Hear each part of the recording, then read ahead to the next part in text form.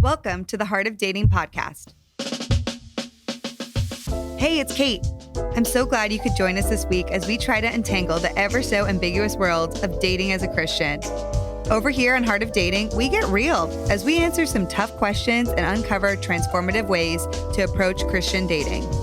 Oh, and you better believe we have some laughs along the way, because last time I checked, the struggle is #real. You know what I'm saying? Now, let's get to the heart of the matter. Hey guys, welcome back to Heart of Dating. I'm your girl, Kate Warman, and you are in for a treat because we are talking all about the truth about engagement today. Okay? Yeah, so JJ and I have been engaged for a few months now. We get married at the end of August, and we have learned so much in this season. And so today we want to tell you the real, true deal about what it looks like to prepare for engagement and then what it looks like to actually be engaged. Don't get me wrong, we have a lot of fun and I love my man and I really do enjoy parts of engagement.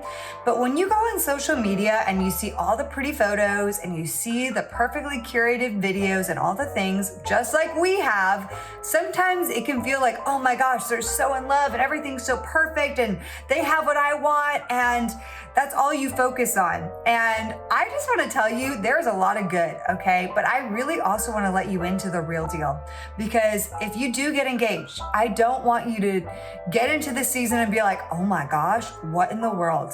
Why has nobody told me how difficult this can be, merging lives with somebody totally different?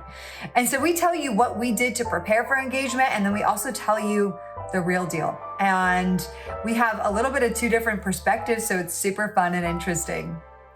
Also, if you're new around here, I'm so glad you're tuning in. Thank you for joining us on the podcast. We want to get you all connected into the HOD fam, because that's right, we're a family over here. So you can first and foremost check out our private Facebook community. We have almost 10,000 people now in that group doing life together. You can go to facebook.com/Heart of Dating, and then you can join our private group. But make sure to answer every question or you will automatically be declined, okay? So you gotta answer every single question. We actually have couples that are meeting in our group, and now we have some that are even getting married, okay? This is just people organically through conversation. Someone stands out of the crowd and they're like, I'm gonna message that person. It's so exciting to see all of these connections happening. And you also see so many people just doing life together and making their best friends. I love our Facebook community. Also, make sure to check us out on Instagram at Heart of Dating on Instagram. I'm at Kateness on Instagram, and now on TikTok, okay? We're just working it on TikTok, or I am at least, every day, pretty much. I'm posting up in there. I swore I would never do it, but I jumped on the bandwagon, so check out what we're doing on TikTok as well. Also, I want to equip you with some free resources, and we do have an incredible free resource for helping you to show interest to the person that you are interested in. If you don't know how to drop the hanky, if you don't know what to say, what to do, where to put your hands, all the things, get this free guide. It's going to help you out. It's going to pump you up and give you the confidence you need to slide into the DMs or finally make the move in person. This guide is for men and women, okay? And we recently updated it to even have more tips, which we're super pumped about. So you can go to heartofdating.com/resource, and you can get that free guide, which is how to show interest. I think it's at the bottom of the page. All right, guys, without further ado, let's get into this episode today, all about the truth about engagement. Hey guys, what's up? It's Kait and JJ.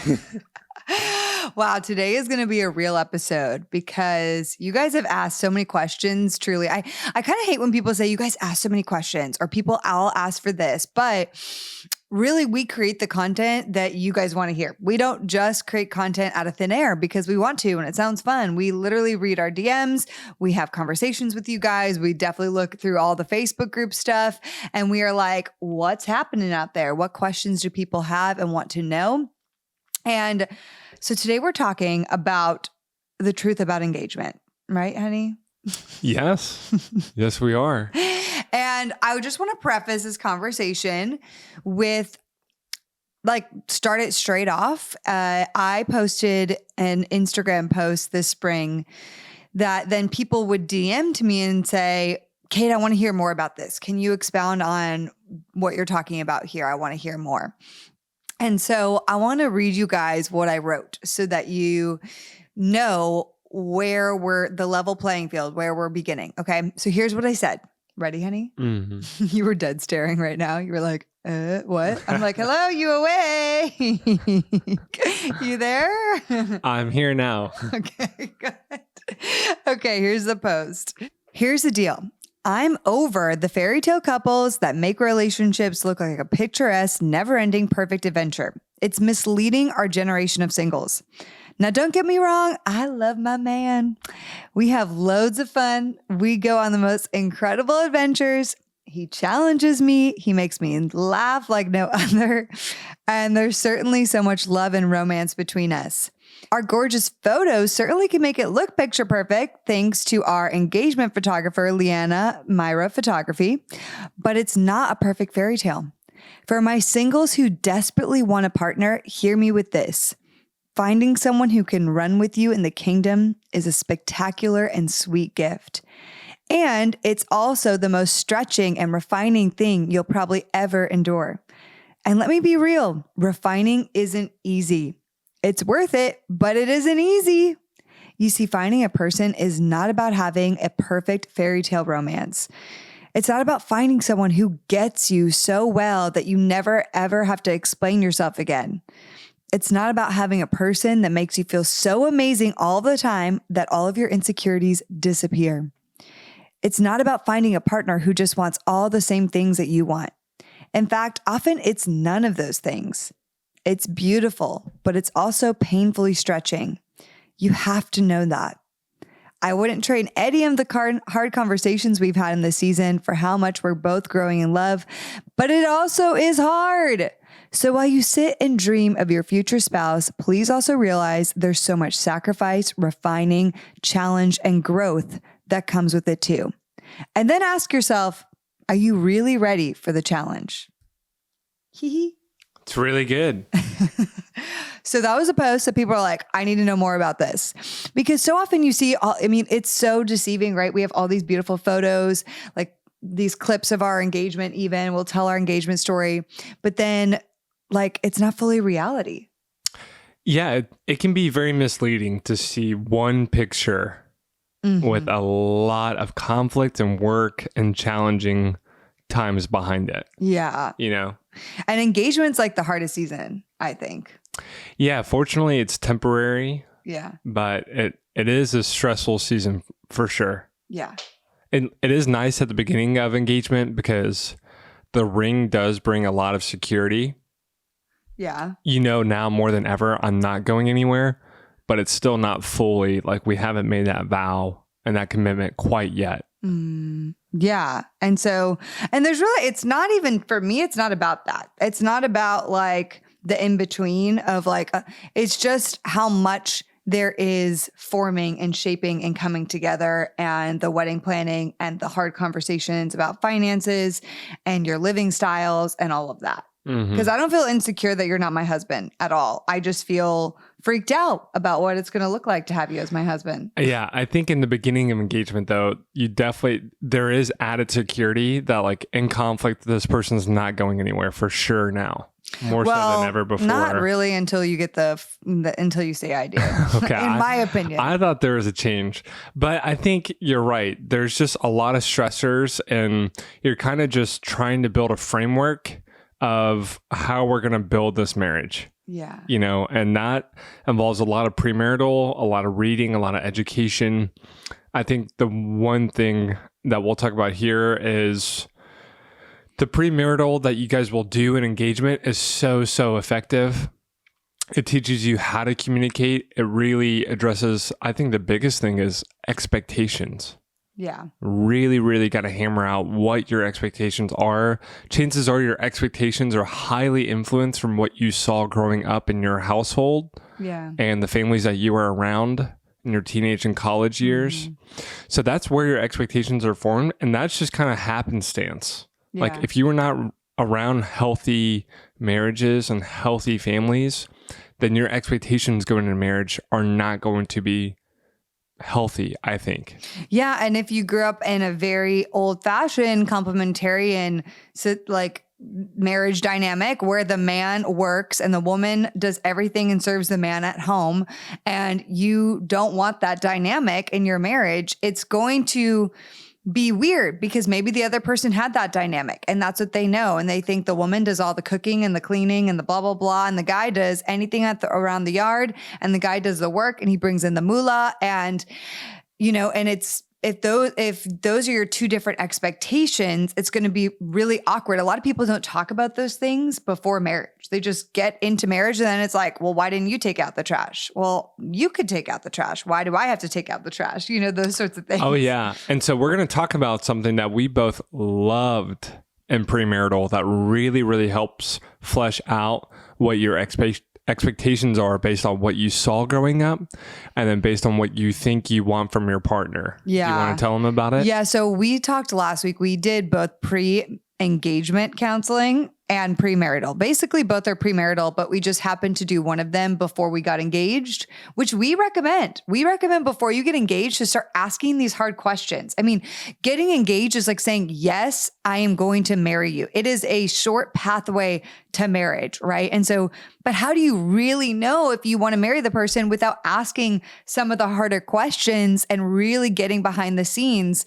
Premarital really helps you do that, but it's kind of weirdly too late once you're already engaged. Like, you could always run away. Yeah, you could always break things off, but I would I encourage people to start doing the work and asking the questions before engagement so that when you're engaged, you are like, I know all the things and now I'm saying yes confidently.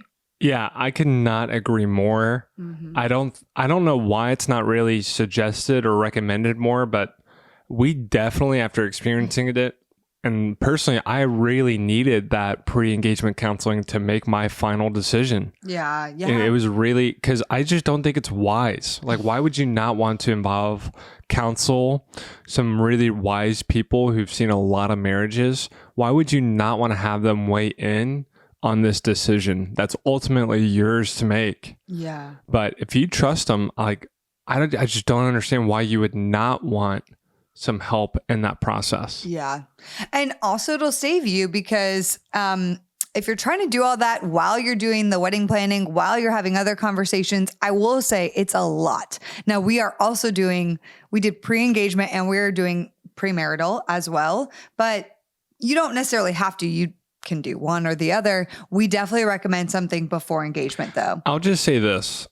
I have a couple people in my life, in my close circles, and I know 2 divorces going on very, very recently.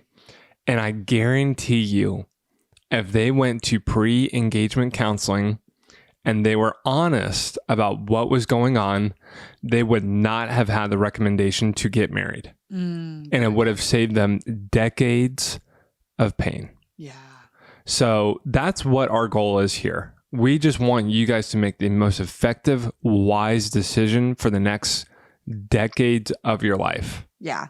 And so listening to last week's episode that we did, how do you really know, is going to help you. Like, it'll help you figure out how you can best discern and the things you have to have in place. We want to tell you now a little more about this amazing exercise we did in pre-engagement. And then we want to tell you the real talk, like behind the scenes engagement. What does it look like for us? The good, bad, and ugly. Because it's been really tough. I love you, babe. And there's been good times too. It's just been hard. It's been a hard season. Yeah, it's been a lot for sure.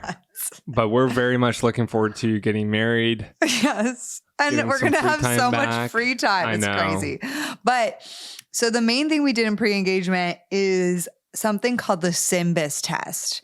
And I highly recommend finding people that like, I don't know if you have to be registered to like enact the SYMBIS test as like counsel, but you help people walk through the SYMBIS test. They take the assessment, and then you have your pre-engagement or premarital counselor or couple. In our case, we had a couple that helped us walk through the whole assessment, like in different chunks, and it was so good. Oh yeah. I can't remember. Did we explain last week what exactly it was or our favorite part? No. So we're going to do some of that right now. Let's do it. Yeah. So it tells you so many things. The first thing that it showed you is your marriage momentum. So it shows you like how healthy your marriage may be. Like you have a healthy marriage momentum, and even the mindset you guys both have towards marriage. For us, we had a high marriage momentum, which is very confirming. We did this before we got engaged. We were like, this is great. And we both had the same mindset when it came to marriage, which is the resolute mindset, where we are like a true believer in marriage. We are not a believer in divorce, and where we are like marrying for life. And even hearing that, which wasn't a major surprise, it was really healthy and really great to hear. Yeah, I love the fact that going into, because you just don't know. Like you can talk about these things, but like if it was uncovered that divorce is definitely an option, like if things get really hard, we won't get into that rabbit hole, but we will just say it was really reassuring that both sides were like, hey, no matter what, divorce is not an option. Like we will seek separation, counsel, redemption, just anything before we consider divorce. Yeah.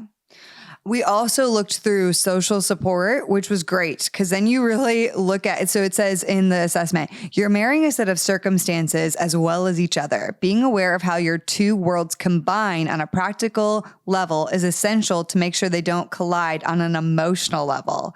And it goes through friends and family. It goes in to like support of friends and family for your relationship. It then goes into your relationship, your perceived relationship with your in-laws. So like my relationship with JJ's parents and his relationship with my parents. And then your network of mutual friends that you both enjoy together. Is really helpful because it was like, we had to have some awkward conversations in some of these buckets. Yeah, it's you catch feelings and notes and comments on the side about things, but it's really, really helpful to just get it out there and have a framework to identify family members, friends, and the expectations of their roles in your life. That's so big. And it's helpful because if you do this work with someone, they're like helping guide you. So it's like a safe space. So I'm not like, JJ, I'm afraid with my relationship with this person in your life. It's like, this is a safe place that we've done the assessment. They're helping guiding us. They tell us in advance, it's totally normal to have some qualms in this area or whatever. Yeah. And they're like, it's okay. Like, even if it's not like, everything's on a super high, 100%, 10 out of 10 great in these areas, it doesn't mean like this is doomed to fail. It's just awareness. Yeah, that by far and away was probably one of the most helpful things about it was just having somebody who you can trust, who's a third party to say, hey, this is totally normal. Yeah. This is totally, in fact, I have a situation just like this. Yes. It's totally okay. Because sometimes when you're in a silo with each other, you kind of lose sight of what actually is okay. Yeah. And you're like, this is obviously a major problem. And I will say, and babe, you let me know or stop me if you don't want me to tell more of this, but JJ and I are in a place where, our parents are really important to us, but they're not necessarily every single one of our parents. I'll speak to mine. I love my parents, but they're not necessarily the people that are going to give me my full direction, I'm not getting my counsel from them. And so it's important for me to know that, because if I didn't know that and JJ saw, one or both of my parents is really unhealthy, that would be tough, right? So in the situation of, my parents if my parents were really unhealthy and I didn't see that and I constantly went to them for counsel and constantly allowed them really deeply into our relationship, that would affect JJ. And meanwhile, JJ's over here like, dude, they're not healthy. I don't want that kind of relationship with them, or we need to have better boundaries. Those are the things that really can impact your relationship if it's not discussed early. Yeah, absolutely. And so this is a really good venue if you have felt uncomfortable about having that conversation, or talking about your future in-laws and your relationship and expectation with your in-laws moving forward. This is such a great, safe venue to talk about that. Yeah, it was tough. There were some hard parts of that. We've talked a lot about that. Well, if you're listening and you have a complicated family, we totally get you. And we are right there with you. Good things, though, that we did see outside of family was that we had so much support from people for our relationship, and we both agreed about that. And then one area we saw lacking that we want to work on is the network of mutual friends that we both enjoy. Mm-hmm. It's growing, but we need to prioritize that even more. And it's hard because a lot of our close friends, at least JJ's, don't currently live where we live. So it's harder to connect with all of our mutual friends together. Well, I moved to Southern California from Seattle. And so it was a very new place for me. I did not have a lot of friends on here, which is totally okay. So I think that is just something over time where God really highlights those few people that you get to encounter in church and wherever. And for me, we maybe should do another episode on this is, finding friends in the midst of a relationship. Like if you move or something happens, it really takes a ton of time, intentionality and like effort for me to go out and find guy friends to pursue, to be a good friend. Yeah. And I had never experienced that challenge before with being in a relationship because, you are booked up a little bit more than you were when you were single. Yeah, totally. So, but that was super important. The next one we did was finances. Yeah. So your financial skills, your attitude, your history, your relationship with money. Yep. This is a huge, important context in the marriage that is the number one cause of divorce. Yeah. Finances. So this is something that is not an option. It's not a choice. It's imperative that you guys have a really good grip on your attitude and expectations with money. You don't have to be perfect. You don't have to be completely debt free. You don't have to be balling out. You just have to have a really, really healthy money talk to curtail the financial conflicts ahead of you. Mm-hmm. And within that, we also talked about financial fears, like fears of my partner with my financial status or how I function with finances and vice versa. And that was really interesting. And because finances, JJ and I are we're similar, but different when it comes to finances. I would actually say finances is probably one of the areas that we're most similar because we're very different people.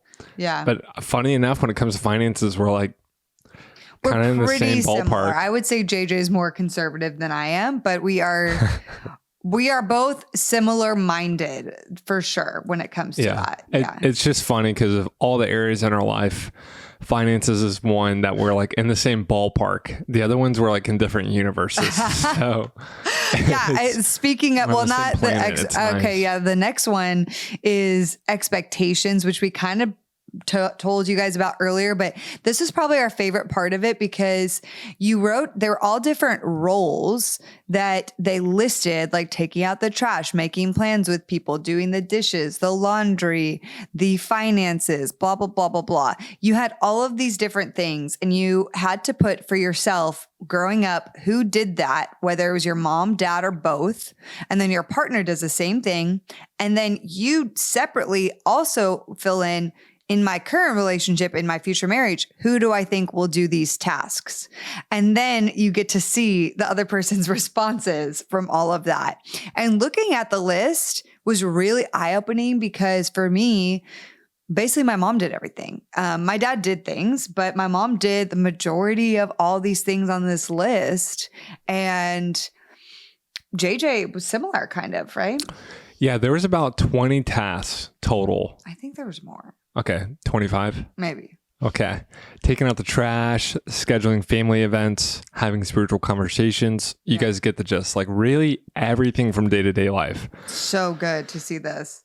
And when I saw Kate's, first of all, it's really, really eye-opening for their childhood and what it looked like for them. So you really get to learn a lot about their background. It's like, because you're never going to do that on a date and you're really not going to do this like in your, time together. You're not going to go through like this formal of an exercise.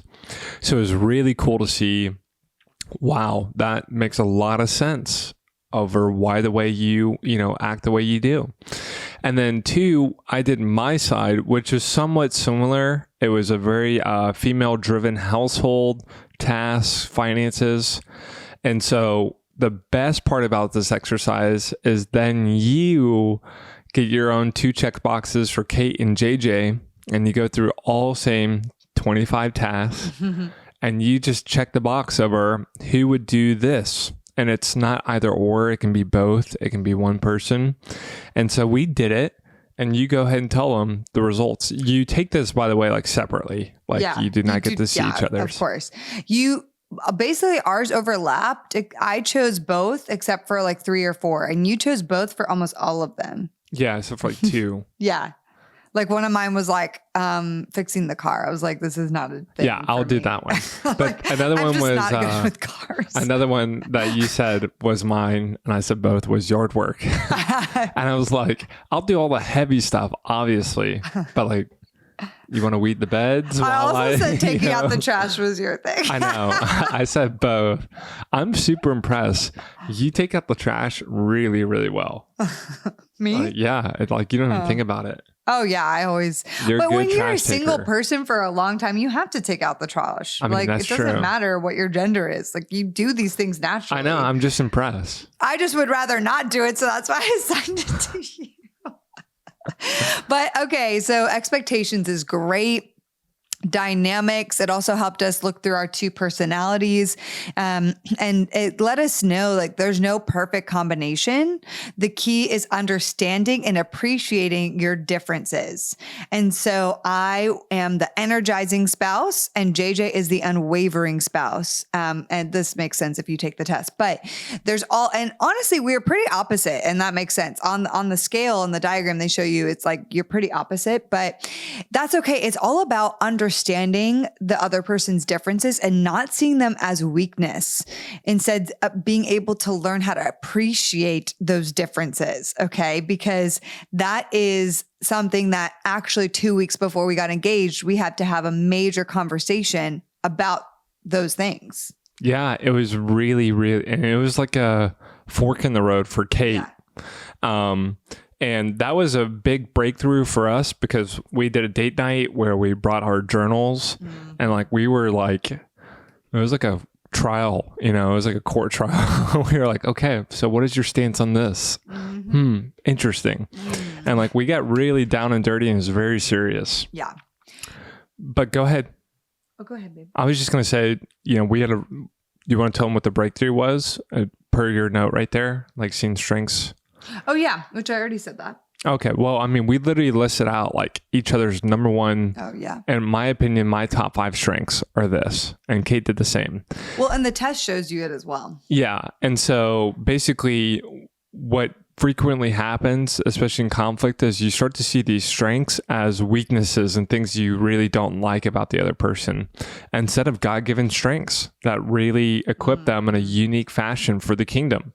And so, for example, Kait is very type A, extremely organized, extremely detail-oriented, and a couple more things. When I'm really annoyed with her, those things really annoy me. They really, really annoy me. I really do not like them. Nothing gets by me. Because nothing gets by. It's just like the smallest things. I can do 9 out of 10 things right, but if I don't get that last one, it's like the job was not well done. And I'm like, dude, that's 90%. That's an A- in some places. And I'm like A+. So, but that's when I'm annoyed. I see it as weakness. I'm like, I wish this would change about you. I wish I could change this. Versus, hey, these are really, really amazing strengths and they have served you so well in life and they will continue to do so. I would love to be your partner and watch you steward these gifts effectively for the kingdom and your purpose. Yeah. And then I see them as strengths and vice versa. So we did that exercise because there were certain strengths on both sides that were really starting to annoy and agitate us. And it's good because you can see the things that you do need to work on. For me, it's control. Like I definitely, with being a type A, control is something I need to work on. And JJ, it's more like forgetfulness, aloofness, and you hate that word. You hate when I say aloofness. But those aren't necessarily our strengths. Control, aloofness, not exactly a strength, but his ability to be flexible, his ability to be present for people, my ability to plan super well. Those things are really great. But then you can also recognize, oh, okay, this isn't serving me that well. And this is the first time a mirror is really showing me how much my control impacts my life and impacts the other person. So I need to work on it. Yeah, it's kind of like a strength and a gift, just like getting too much control and root in your life and dominating in your life. Like your strengths need to be held within check. Yeah. Okay, guys, I want to tell you about one of my favorite products that I've been using now for months. I started taking Athletic Greens because I just was not getting enough greens in my daily diet, okay? And I started seeing a health coach and she was like, you need to eat more greens. And I was like, I always forget. And so when I found out about Athletic Greens and how clean they are and how much great nutritional value there is in every single scoop, I was absolutely thrilled. So what is Athletic Greens stuff? What is in this powder? With one delicious scoop of Athletic Greens, you get to absorb 75 high quality vitamins, minerals, whole food source superfoods, probiotics, and adaptogens. And it helps you to start your day right. I take it every single morning. Okay, you can ask JJ. I literally take it every single morning. It's like one of my habits, one of those atomic habits, you know what I mean? And guess what? One of my favorite things is not only is it super healthy for you, it actually tastes really good. It has this almost like pineapple-y or like fruity type of flavor. It doesn't taste gross like some green things taste. It also contains less than 1 gram of sugar, no GMOs, no nasty chemicals or artificial anything, and yet it still tastes as good as it tastes. Okay, you guys, I really, really want to encourage you to check it out. So right now it's time to reclaim your health and arm your immune system with convenient daily nutrition, especially in the summer where so many of my friends right now are actually getting sick. So I'm like, no, I'm not about that. I'm especially not about that before my wedding. It's just 1 scoop in a cup of water every day. That's it. No need for all these different pills and supplements, just 1 scoop in a cup of water. And to make it easy and even better, Athletic Greens is going to give you a free 1-year supply of immune supporting vitamin D and 5 free travel packs with your first purchase. All you have to do is visit athleticgreens.com/HOD. Again, that's athleticgreens.com/HOD to take ownership over your health and pick up the ultimate daily nutritional insurance.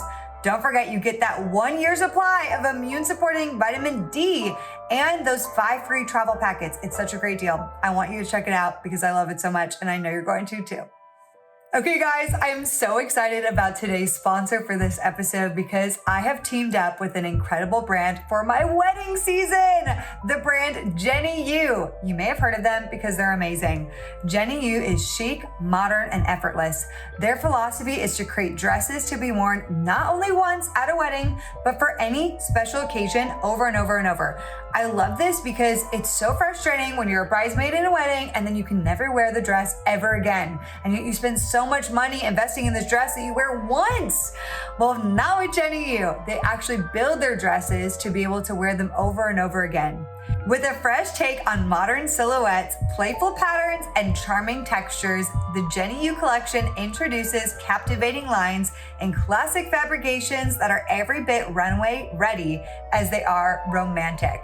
And what I also love is they have so many sizes. Their sizing ranges from 00 to size 32.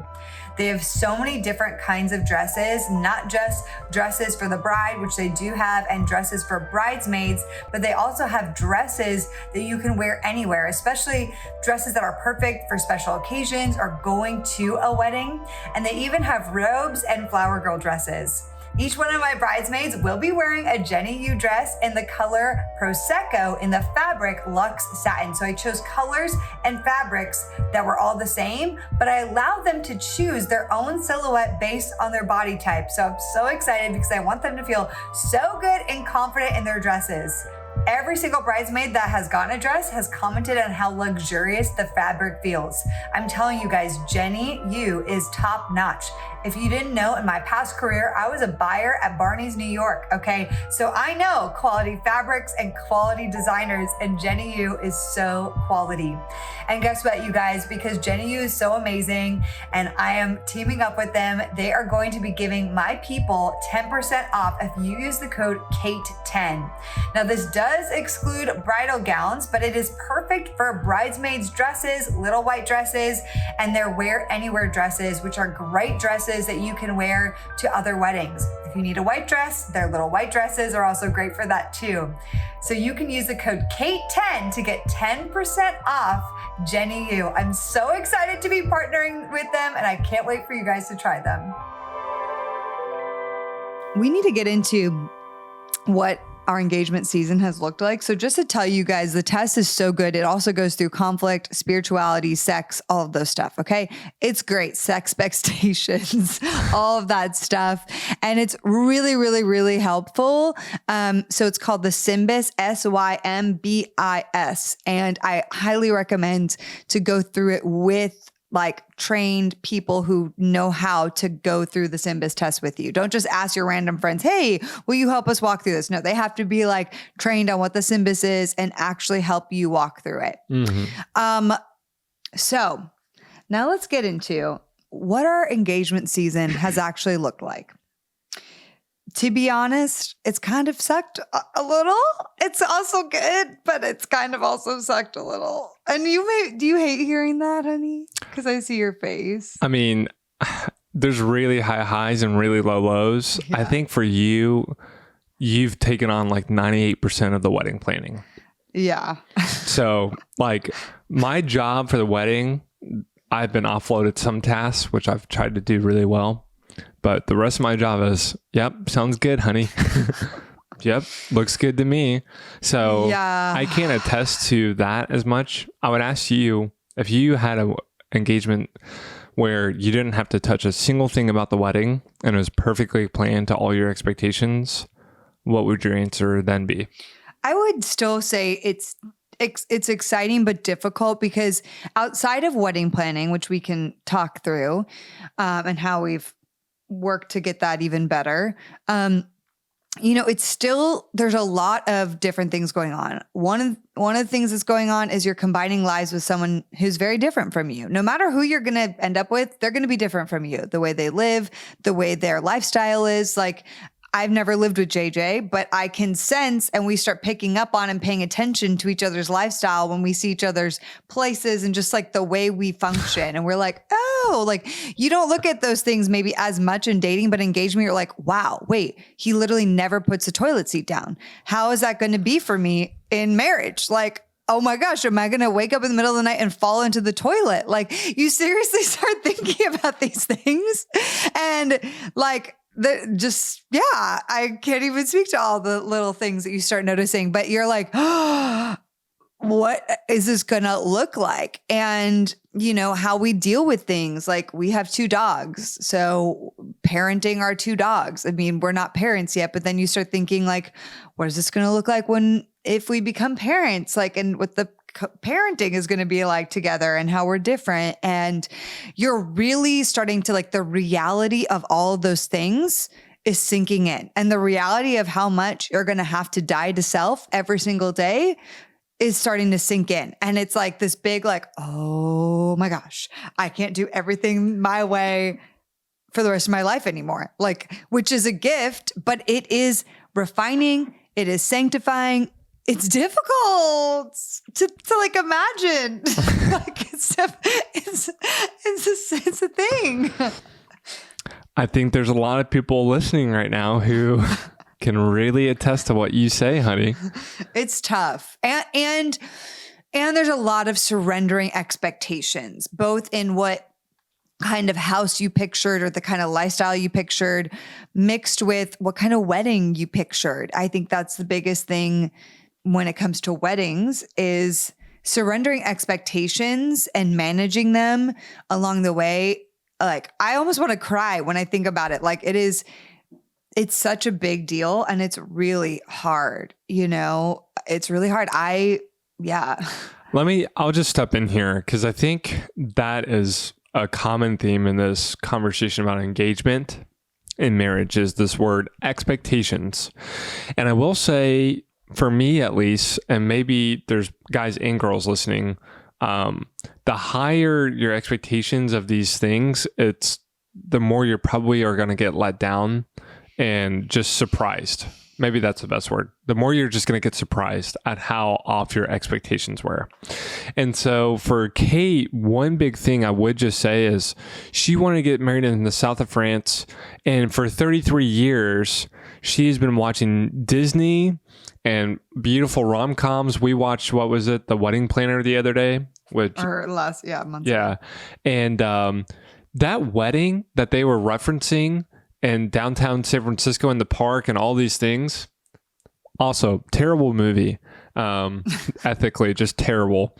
But secondly, that wedding, for example, middle of downtown San Francisco, massive 500 people. This is just all being shot in the background of the movie. That wedding probably cost $500,000 easily.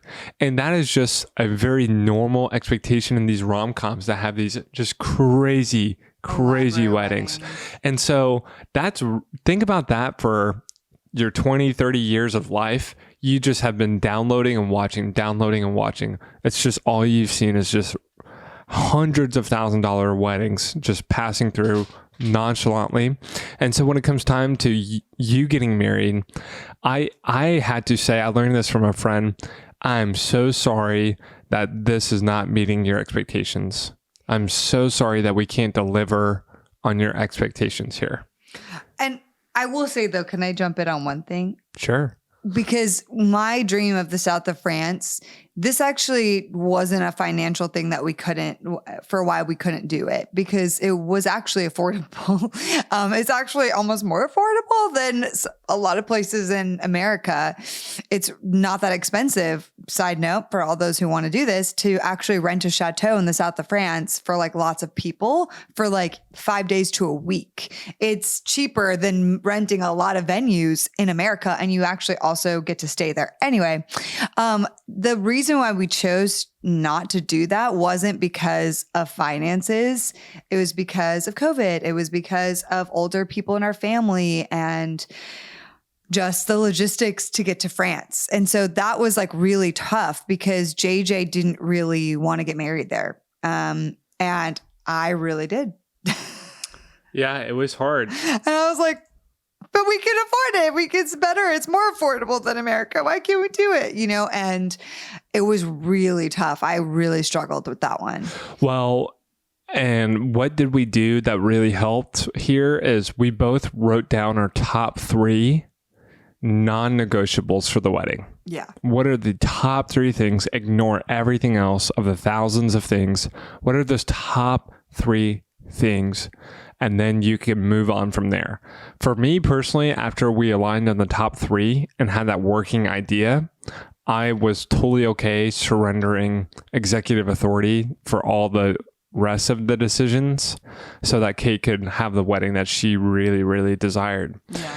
But for us, the top 3 negotiables was, size of the wedding, location, and like a community experience. No, not location. I need aesthetic. Okay. Aesthetic. Well, for you, it was aesthetic. Location was for me. Yeah. So it was super important. Aesthetic. He always forgets aesthetic because he thinks it's ridiculous. But I'm like, if we're not going to be in France, we're going to make it feel like we are in France. Yeah, that's true. So I said, this is my compromise. Yeah. Maybe we'll do a whole separate one on just wedding, like a mini bonus episode of wedding. Because by far and away, though, that advice of just the top 3 things and then moving on from there, and then I enthusiastically support the rest, really changed the dynamic, because that was a massive hurdle for like a month or 2 for us. It was like, especially in the beginning, the biggest things, the venue, the guest list, the size, like the budget, those are the first conversations you have with the wedding. And then from there, it's all these little decisions. It's all these little things. And you probably have heard people say this before, but yeah, the venue and the location and the size, the number of people you're going to invite, and then the actual guest list itself. That's another thing that the guest list was a huge fight or disagreement for a long time because since September, I was like, I want a small wedding of less than 60 people. And I've been just putting the bug in his ear. Just, I know he has a big family. And he kept being like, yeah, sounds good. Which when JJ says, yeah, sounds good, it means in one ear and out the other. And so he kept saying, yeah, sounds good. I'm like, no, do you really get it? Like, Kait thought by bringing it, keep in mind, we're not even engaged. I hated this. We're not even engaged. It's September. We got engaged in February. And she's like, I want 60 people at our wedding. I'm like, oh my God, Lord help me. So I'm just like, okay, sounds good. And I made a commitment, a light commitment to something I really didn't mean. And I really wish I probably could have been like, I think I did say this like every week for weeks. Let's just cross that bridge when we get there. Yeah, okay? I know. And I was like, but I want you to start thinking about it because I don't want to get my expectations disappointed if you want a bigger wedding. So if you could let me know earlier than later so I can start processing that would be helpful. Yeah. And to be honest, we didn't make a decision then. We just did put it off until we were actually engaged. And then it was really tough. Yeah. But, so I don't know if I would change it differently. I would maybe say like, I don't want 60 people. And just leave it at that. Yeah, I think setting some expectations pre-engagement is super helpful in my opinion. For sure. But I think all in all though, what you guys probably hear is this. We're going to be living together in 44 days? And we're going to be doing life together daily. Kait is very different than JJ. If you guys have not already been made aware, we are like very, very different. So I love that Kait speaks to a part of the audience that's like, I totally get it, girl. I don't want to surrender my singleness, my freedom, my place, my happy place, my home to another person and have to deal with that. I will say, I'm excited for it. Like, I really can't wait. And for me, it's not like a sacrifice at all. Like, I can't wait. I'm going to be the one who's probably going to have to be tailoring and adjusting my behavior just as a guy with a lower level of cleanliness and different habits. But I can't wait to wake up in the same bed and say good morning to you. I can't wait that at 10 o'clock at night, I don't have to go get in my car and sleepily drive home every single day. Like, I can't wait to just have that bond together, that experience of life together. Like, I'm super, super excited for it. And I don't feel like I have much expectations or super high standards. So there's really not a lot for me to adjust except for, being more clean, folding my clothes, putting in the laundry, putting the toilet seat down. Like, there's a lot of little things that I'm going to improve on. But for me, I'm not like discouraged and encouraged. I'm like very, very excited.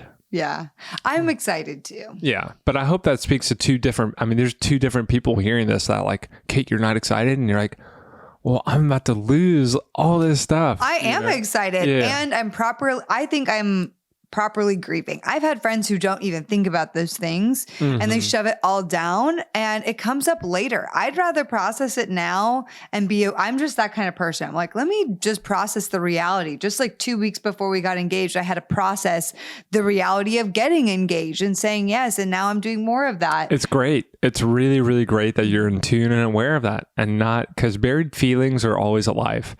But there is another personality style who doesn't have those feelings, which is great too. So I just want to make sure that it's very clear for you guys that it's really, really wonderful that she has her feelings and expectations and is addressing it. And then it's totally okay to be in my boat. Like, you're not wrong for being in either. And I love that, we both tackle this issue differently. And I will say, I think the one thing that is similar for both of us is just kind of grieving and adjusting to no more singleness. Yeah, that is true.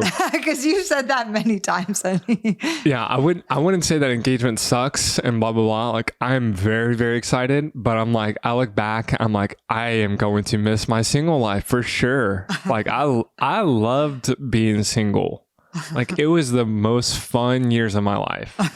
But I will check in with you guys to let you know in a year from now if I can say the same about marriage. I hope so. I think so. But the point is we both loved our single life. Like, we both like closed that chapter of our life with like a tear. And we're like, that was a really, really amazing time of our life. Yes. Yeah. And we lived it Where to the you fullest. could just play COD at any moment in time. Yeah. I can still do that though when we're married. Oh, okay. See, this is what I'm talking about, y'all. So here, I just want to end today with just some of the top things we learned that has helped us. The first is figuring out ways in engagement to prioritize connection and fun. Because at first it became all the time we're talking about wedding planning, all the time these hard conversations, all the time. And it's like all of a sudden nothing becomes relaxing, nothing becomes fun. Your hangouts turn into, or like your dinners turn into suddenly planning sessions, or you just want to tune out from everything because you're so exhausted and you binge watch a TV show. And so this is just real. Like we're combining a lot right now, right? JJ is coming more full-time into Heart of Dating. We launched School of Dating a few months ago. And it's just been wild. On top of that, wedding planning, on top of that, planning to eventually after the wedding move in together. And there's just a lot of things to plan and a lot of things to talk about. And a lot of things are changing in our lives. And so we really had to be intentional to start carving out one night a week for wedding planning, intentional wedding planning. Like let's be real, I'm doing wedding planning every day, basically with the wedding planner, but like there was stuff I needed to delegate to JJ and go and run through JJ with. And so we decided on one night a week where we would sit down and hash it out for a few hours every week. That's Tuesday nights, every Tuesday night, baby, 7 p.m. Let's go. I know some couples who have knocked out their majority of their weddings in like a couple weekends.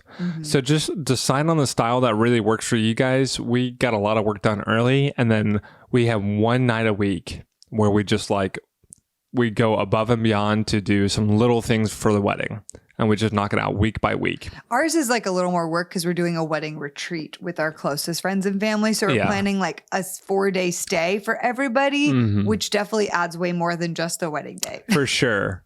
Absolutely. So, but whatever it is for you guys, just decide on that routine or knock it out whenever you want. The point here is when you get into the busyness of planning the wedding and your engagement season, it's really, really easy to just hang out in your free time and just hang out. Yeah. So I would say for the guys here, listen, in the middle of this, I wanted to just hang out. I'm like, dude, I am fried. I don't want to plan a date. I don't want to do these things, but it was about me, not about her. And we really got into a routine in the past, I'd say 4 weeks, 6 weeks, where it's not a question of whether or not we're going to have date night this week. It's like, hey, we're going to have a date night this week. Like, I'm going to do something really nice and intentional, and I'm going to keep pursuing you even though we're engaged. Because that's a habit, right? A habit of dating and pursuing them that doesn't, like, for me, I definitely felt that, and maybe we can talk about this later, after I put the ring on her finger, that desire to keep dating her, or the expectation of myself to keep dating her, definitely like disappeared and kind of waned. And we had to really, really get serious and intentional about picking that back up, that the pursuit and the dating does not stop. Yeah.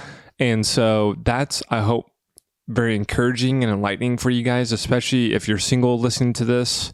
Just bookmark that in your mind. Like, putting the ring on and getting engaged is not an excuse to not date them. Yeah. It's not an excuse to not pursue them. Yeah. And I will tell you this, yes, it is more work.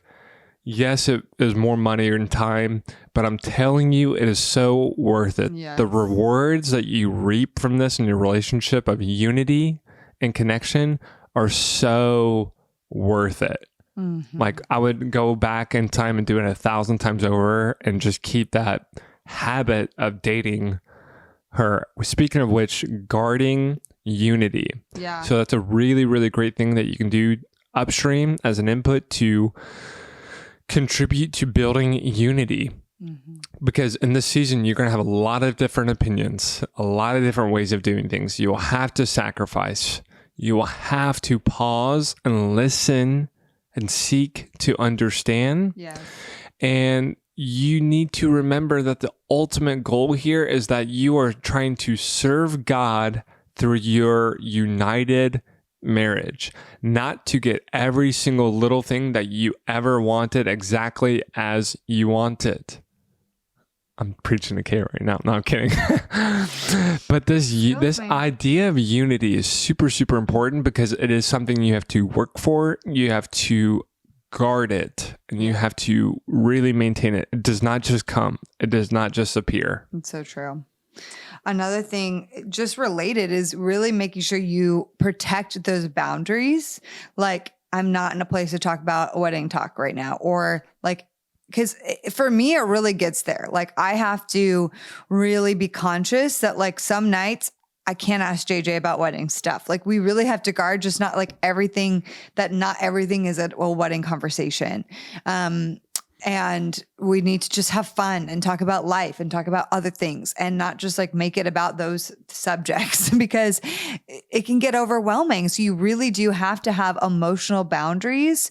And in the beginning, we had some major issues with just those wedding conversations. Like, it was just like they got heated because, again, expectations, communication about it, and like, grieving the loss of what you wanted that you're not getting, and the disappointment. That's a big thing, is that just the disappointment of it can cause you to feel a certain way. And so you really need to protect your emotional boundaries. Yeah. Let me just help you guys out. After 9 o'clock, like, if it's not an easy conversation or fun, just don't do it. Like, if you guys are tired, you're burnt out, you are disagreeing, and it's leading into an argument that's getting heated, just retire it. Okay. Pick it up now. Tomorrow, the next day, when you're more energized, when you can come back, when you've had some time to think about it and pray about it.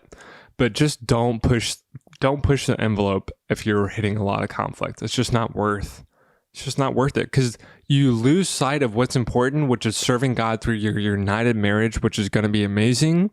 And you completely focus on these little issues that are just not worth fighting over. I can't tell you.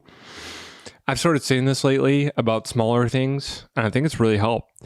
Hey, this is not worth fighting over. Yeah. This is not worth the conflict. Yes. There are big things in life where it's worth, being very honest and really, really figuring it out. And there's just a lot of things in life that are just not worth the conflict. Yeah.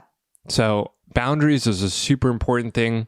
And then the last one is finding rest. You both need to have time off from seeing one another and talking about all these things.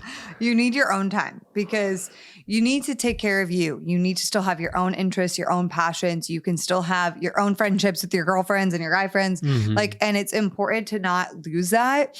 A lot of times people get into relationships and then they get engaged and they lose all that. And there is at least a level for JJ and I where like we are more busy than like ever right now. And so we don't have as much time to do all the social fun things that we'd want to do. And when we get married, we'll hopefully have a little more time for some of those things, but we still are carving out like, okay, I really need a girls' night this week, or you really need to like just go play golf, or, and whatever it is we individually need. Like, I go to Disney by myself. Okay. And like, I need that sometimes. I mean, yeah, I'd say at least one night a week we built into our schedule, if possible. Hey, we're not hanging out tonight. I love you, babe. You love me, but go do your own thing. Go do what makes you happy. Because guess what? You're going to be living together. You're going to have plenty of time together moving forward as a married couple. Like, Go ahead and take some time by yourself to enjoy the things that really rejuvenate you. Those activities really, really bring rest and energy and peace of mind. So whatever those activities are, go ahead and do those. Because this season is not, as you guys can tell, it's not sunshine and rainbows. It's not. It's really and not. anybody who says it is, I'm like, there's some things behind the curtain. But unless you're perfectly aligned in everything, which is just unrealistic, you guys. It's very, very, very rare. For most people. It's very rare. But this season, even though it's hard, it will teach you so much. And it can be super, super rewarding if you approach it with humility, surrender, boundaries, and guarding unity. Guarding connection. I would say there's really, really high highs, really amazing, like gold nuggets of learning, like gold nuggets of learning that you can apply to build a wonderful foundation. And there's a lot of conflict, hard conversations, and challenges to get there, but they are immensely worth it. It sucks at times, but it's so worth it. It's hard at times, but it's so worth it. I agree. 1000%. So there's a lot of hope. There's a lot of encouragement. We're just here to kind of say from our experience, it's a little bit harder than we expected. Nobody really prepped us for that. And so we just want to share that with you guys and then say at the end of the day, yes, it's still awesome. It's still awesome. So there's the truth about engagement. Okay. We love you guys. We are actually going to do a bonus episode as well to tell you our engagement story. How did JJ propose? We've actually never shared about this, and it's pretty amazing. It was truly the best day ever. And oh my gosh, I'm so excited to tell this story. Yeah, just a fun fact. If you think about it, this is what Kait said about the engagement day. It really is maybe the best day of their life, because it requires no planning for them. Yes. They just get to be completely surprised by the person that they love. Yeah, that's offering them something that they've desired for forever. That's the guy owns the planning for that, and a lot, not always, but the girl is really involved with the wedding planning typically. I mean, if you're not as a woman, that's fine. But a lot of times that's the way it is. And I loved just not having anything to do with the engagement and just showing up. And it was the best ever. That's like going to be me for the wedding. I just show up. I'm like, wow, these details are really amazing, honey. I'll be like, yeah, thank you. I'm like, wow, even these napkins are so cute. I love the candlestick holders. Did you do this? And you're going to be like, really? I took him to Hobby Lobby the other week. Oh, if you guys are still listening, yeah. We went to Hobby Lobby, and it's the first of many times. Dude, it was the worst experience of my life. The Target, I would do Target a million times over than Hobby Lobby. You liked it. Hobby Lobby? Dude, it was so bad. It was a million different variations of one clock, of one cutting board, of 10,000 different candlestick holders and bags. And I was like, I was just impressed at like how many different variations of the same everyday household item that you can create. I was like, this is amazing that you can come up with this many different photo frames. Paradox of choice, baby. I'm like, I've never seen so many variations of photo frames. They're like, this one has rounded edges. This one is wood. This one's faux wood. This one's cedar wood. Can't you see the difference? And Jake I'm was like, oh my gosh. No, I have no idea. It was bad. Okay, guys, that's it for the truth about engagement. And shout out, I love Hobby Lobby. Okay, and we will see you next week. Bye, guys. Bye. We love you. The Heart of Dating podcast is created by Kait Warman. It is a part of the Converge Podcast Network. Our incredible editor is the one and only Scott Caro. Our theme music was developed by the amazing Christian Ledoux. Special shout out to Anjali Maga and Gabriella Asperu, who make this show possible each week and help to keep me sane. If this is your first time listening to the podcast, or if you've never written us a review or ranked us on iTunes, we'd encourage you to do so because it helps us so much to get this podcast into more people's ears. We launch our podcast each and every week on Wednesdays, so we'll see you next week.